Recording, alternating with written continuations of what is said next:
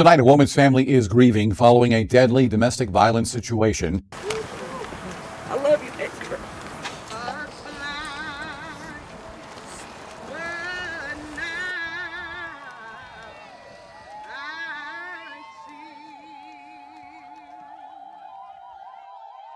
They were a couple seemingly born from the most beautiful dreams. She, a young woman full of determination, intelligence, and grace, steadily reaching for the ideals of her life. He, always by her side, with a radiant smile, his eyes seemingly unable to look away from the woman he loved. On TikTok, they danced together. In photos, they embraced as if the world existed for just the two of them. Online, people called them the perfect couple, the epitome of modern love. But behind those smiles was something no one could see. And on a quiet afternoon in March, a gunshot tore everything apart. Love vanished, dreams ended, and a brilliant young woman would never return.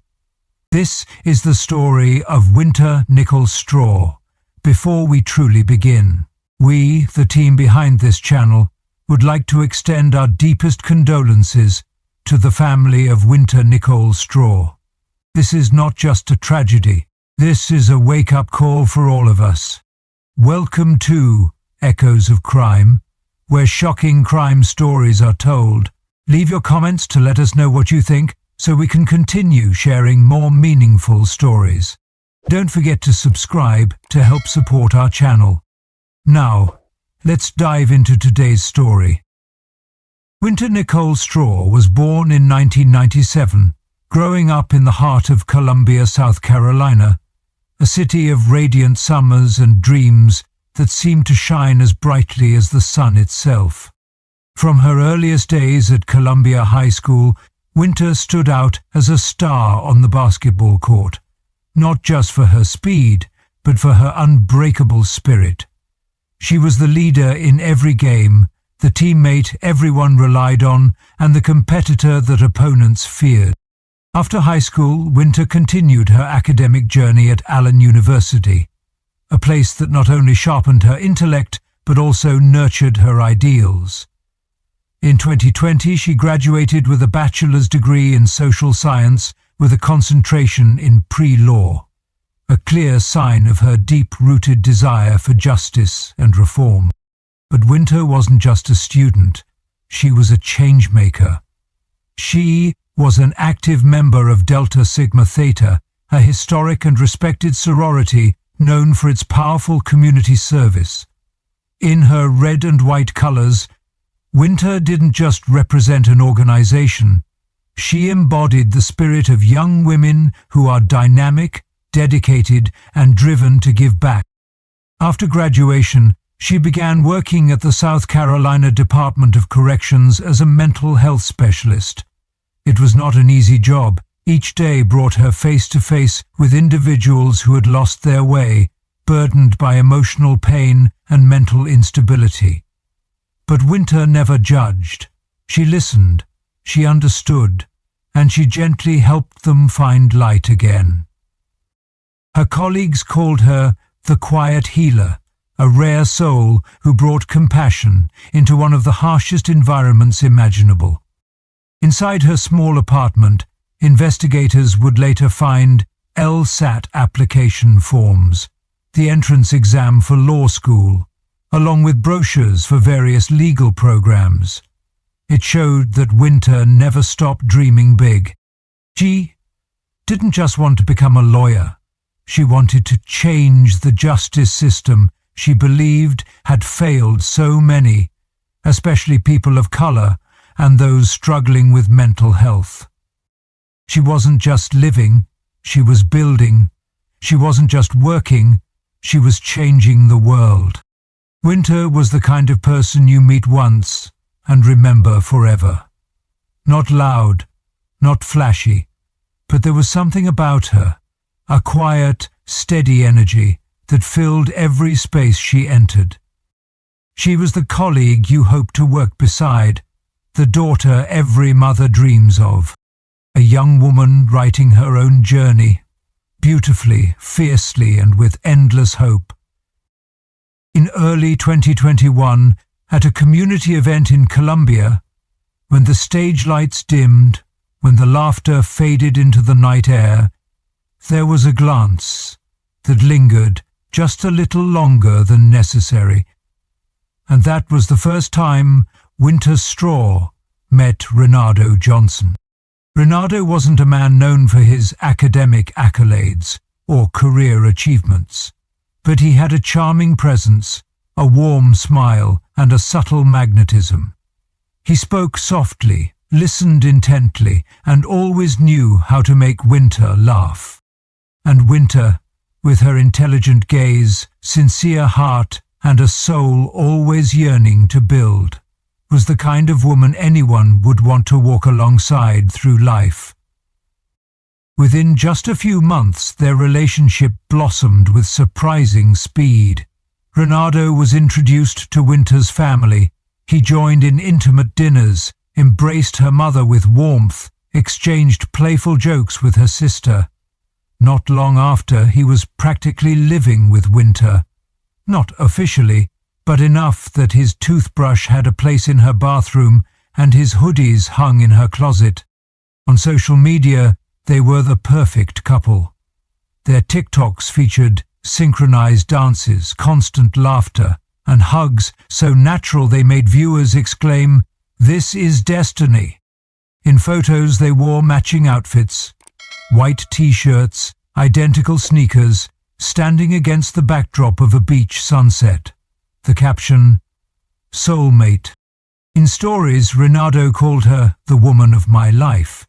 Wynter once posted a lip-sync video to the song Forever, adding the caption, "Love doesn't have to be perfect, just real." And the internet adored them. Thousands of likes, comments like "couple goals" and "I wish I had a love like this." They weren't just viral, they became a symbol. But the most terrifying thing about romanticized love stories is when people start believing the perfect version they've created. When little red flags are ignored, because every couple argues sometimes, right? When suffocation hides behind camera smiles. When control disguises itself as devotion. Some of Wynter's close friends later recalled hearing arguments during video calls, Renato's voice raised, not outright cruel, but heavy with domination. A neighbor once heard furniture being knocked over behind closed doors, only to be followed by laughter as if nothing had happened. Whenever anyone asked, Wynter would smile and say, "We're fine, just a little disagreement." The problem with dream-like relationships is that sometimes they're only beautiful when your eyes are still closed. The truth is, many people don't want to see the cracks in the perfect painting they've hung on their own walls, because when you've invested too much into a relationship, you begin to sacrifice your real emotions to hold onto the dream. And in Wynter's case, that dream, built it seemed from love, was silently paved with fear, pain, and control that no one else truly saw, except her.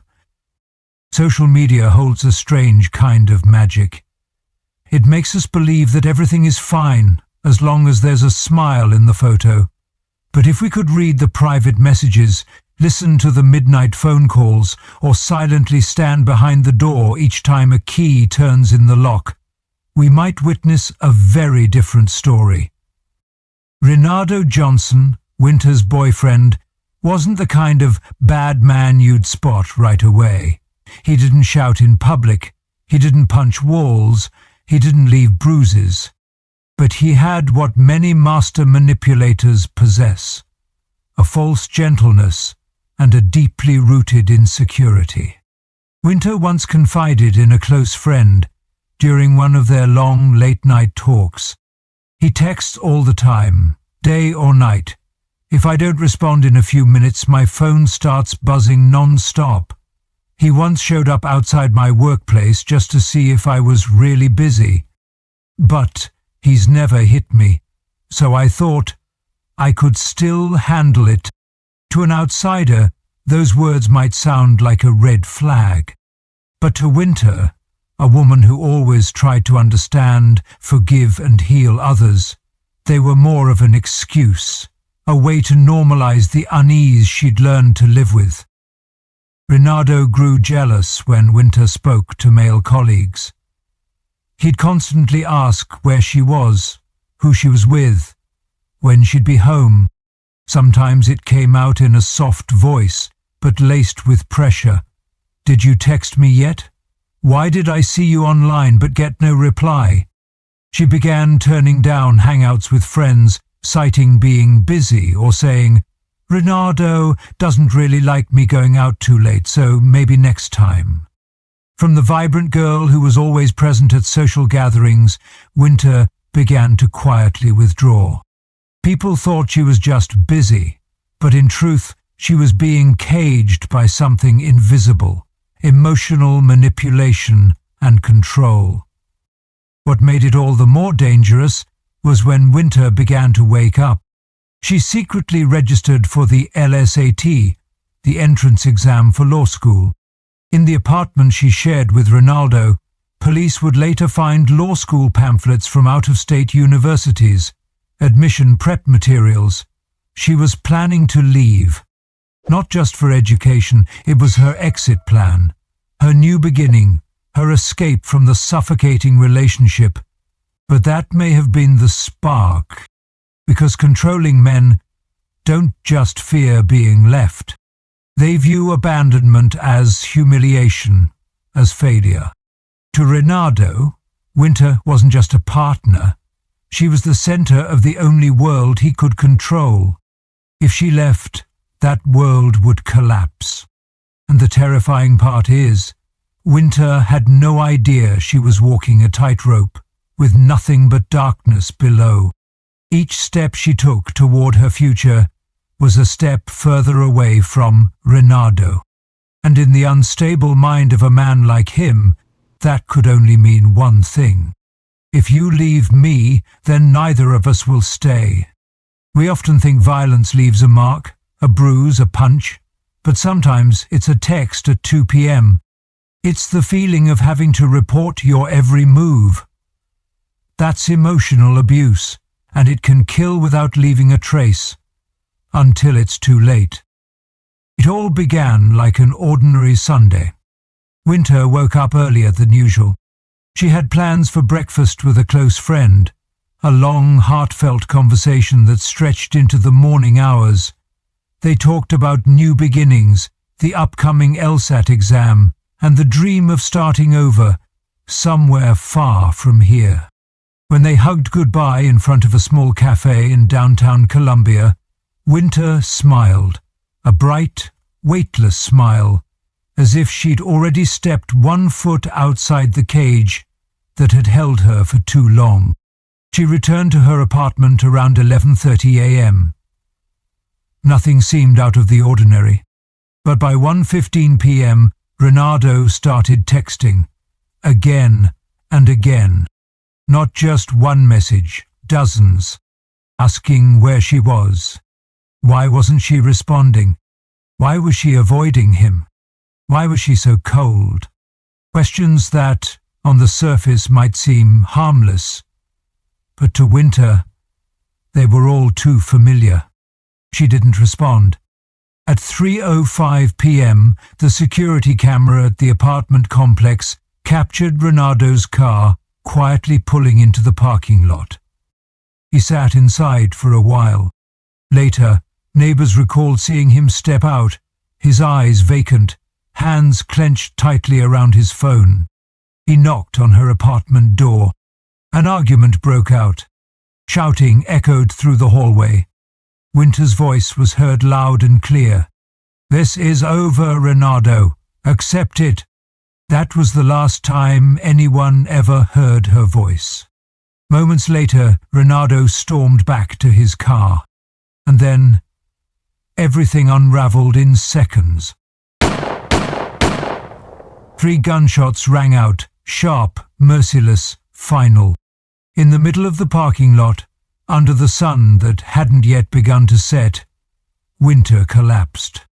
Her blood seeped into the concrete, right before the eyes of stunned residents frozen on their balconies.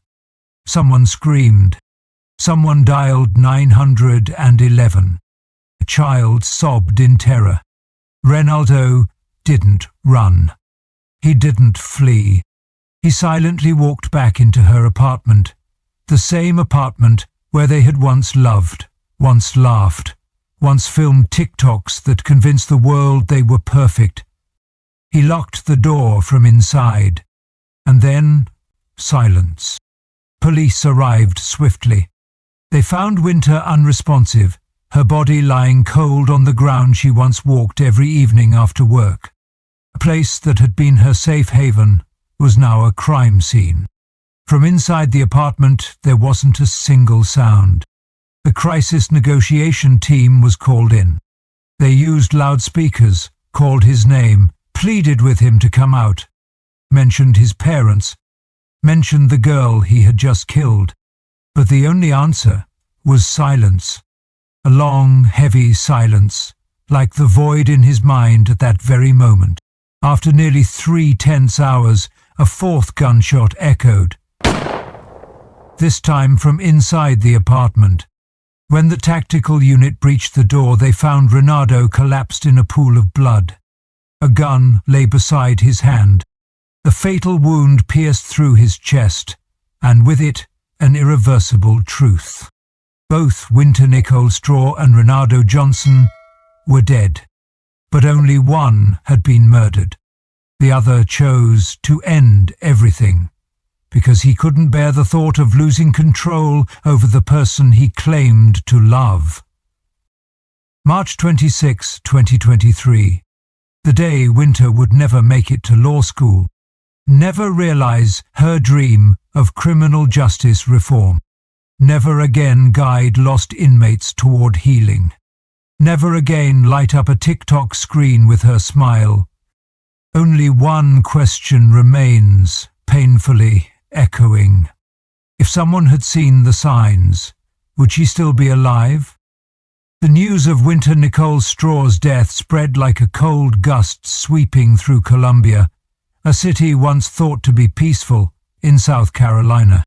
No one was prepared for the death of a young, talented woman, living a life full of ambition, compassion, and purpose. The entire community was shaken. People couldn't believe that the girl who brought laughter in countless TikTok videos had been killed by the very man who once held her hand and smiled into the camera. Social media was flooded with tributes, old photos, videos, farewell messages, and hashtags that carried her name with aching grief. For Wynter, justice for Wynter, say her name. Her funeral was held a week later. More than 800 people gathered, filling an entire cathedral. Colleagues, classmates, childhood friends, and even strangers who only knew her through social media, all came to say goodbye. No one could hold back their tears when her mother, LaShawn Williams, stood in the center of the sanctuary and said, voice trembling, "I gave my daughter with absolute trust. I believed love would protect her, but I never imagined the one who said he loved her most would be the one to end her life." That pain didn't stay within the walls of one home. It spread and transformed into action. At Broad River Correctional Institution, where Wynter worked as a mental health specialist, her colleagues raised funds to install a memorial bench in her honor. Purple, engraved with her name. No grand gestures, no embellishments. Just a quiet place for people to sit and remember the woman who brought empathy into one of the darkest corners of the system. At Allen University, the place that had nurtured Wynter's dreams and ideals, silence wasn't an option either. They established a scholarship in her name, the Wynter Nicole Straw Memorial Scholarship, dedicated to students pursuing mental health or law. The very paths Wynter had walked and was preparing to continue. In this way, her unfinished dream is passed on to future generations. And LaShawn, Wynter's mother, didn't let her grief fall in silence. She turned her pain into purpose. She stood up, launching a campaign to raise awareness about domestic violence. She told her daughter's story to reporters, to women's groups, to communities across the country, hoping no one else would ever have to bury their daughter in sorrow and rage, as she had. If Wynter's story can save one person, just one, then she's still alive, in some way, and maybe she is. Because with every TikTok shared, every Facebook post written, every purple shirt worn at a memorial, the message rings, loud and clear. Wynter Nicole Straw is not forgotten. She is not just the victim of a crime. She is a living reminder that behind the perfect smiles there may be darkness, and that love, if misunderstood, can become the most dangerous kind of prison. In the widely shared photos on TikTok, Instagram and Facebook, Wynter and Renato always appeared as the ideal couple. They smiled, danced, exchanged sweet glances and loving words.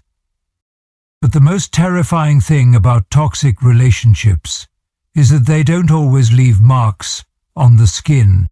Sometimes the scars are buried deep within.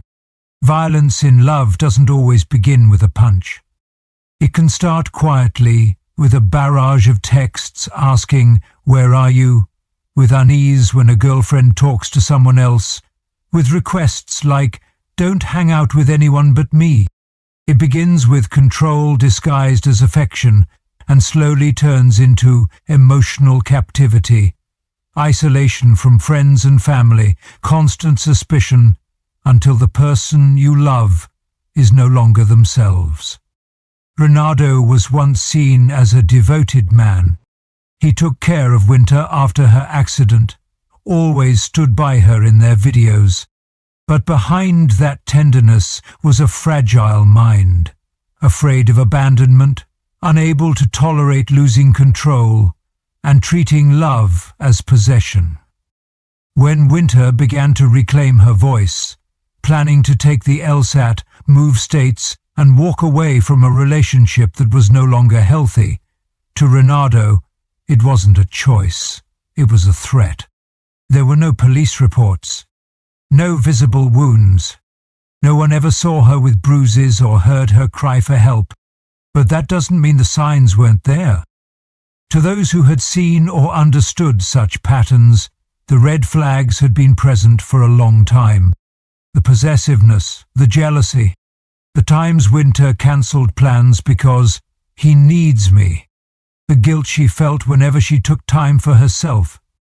These things didn't raise alarms because they felt familiar, because they were masked with romantic phrases like, "He just loves me too much."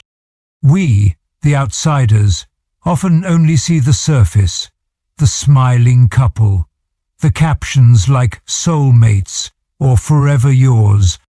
But emotional abuse doesn't show up like a bruise, and sometimes it ends in death, even when there was never a single blow. We can't just look at a beautiful couple photo and assume everything is fine. We need to learn to ask questions, to see what's behind the spotlight. The lesson from Wynter's story is not just a warning about toxic love. It's a reminder that silence, from the victim, from their loved ones, from the community, can be a silent accomplice to tragedy. To prevent the next one, we must learn to listen to what's left unsaid. We must ask when someone begins to fade into silence. And most importantly, we must believe them when they say, "I'm not okay." The death of Wynter Nicole Straw was not just a personal tragedy for one family. It was a wake-up call, ringing loud in a society still too indifferent to the quiet, deadly signs hidden in relationships. Wynter was a strong woman, ambitious, compassionate. She did everything to build a future, not only for herself, but for those more vulnerable than her. And yet, even she, someone who seemed to have it all, couldn't escape a tragedy that any of us could face if we don't recognize the warning signs in time. You can be strong. You can be successful. But if love makes you feel afraid, makes you feel small, makes you feel like you're losing yourself, that is not love. That's a signal to pause, to step back, to speak up. If you feel controlled, isolated, or like you're simply no longer yourself in a relationship, trust that feeling. Call the domestic violence hotline. Share your story or listen to someone else's. One conversation can save a life. And if you believe this story matters, subscribe to this channel, because every follower is one more voice for those who still can't speak. Like and share, because you don't know who needs to hear this today. And please remember this: real love doesn't control. It doesn't isolate. It doesn't harm.